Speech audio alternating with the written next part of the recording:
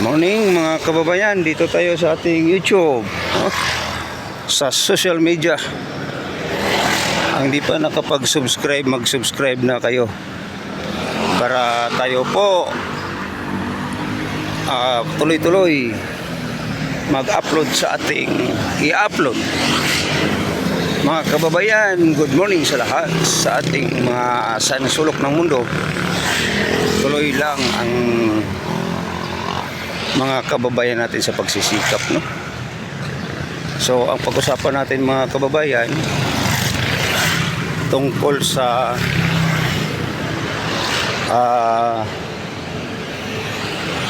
pag-abuso sa ating konstitusyon o pag-abuso sa ating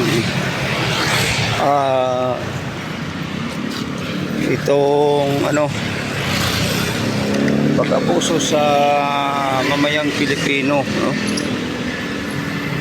Yung pag-abuso sa ating gobyerno, pag-abuso sa ating pira nga nakaw, no? Ang buhis pa man sa ating mamayang Pilipino mga kababayan, no?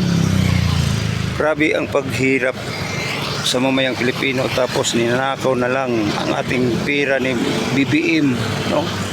Totally mga kababayan, si BBM wala naman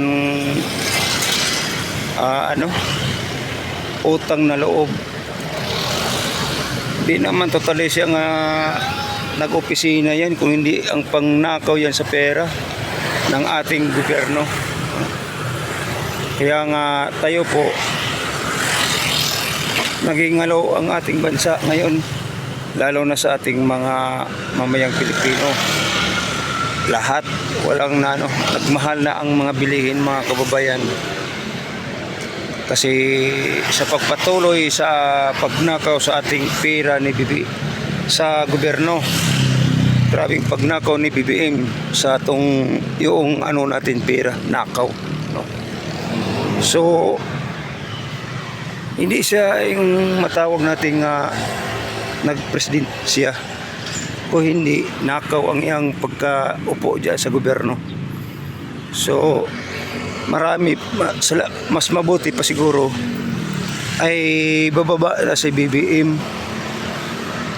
kasi maubos lang ang ating pera, no? Kanakaw ni BBM, no? Wala kang utang nga loob BBM, no? Hindi ka naman nahiya sa ating sarili, sa ating bansa, no? So ang ating bansa naghirap. So comment lang kayo mga kababayan, i-share itong video para kakalat. Tapos shout out sa inyong lahat. Good morning, mabuhay Pilipinas.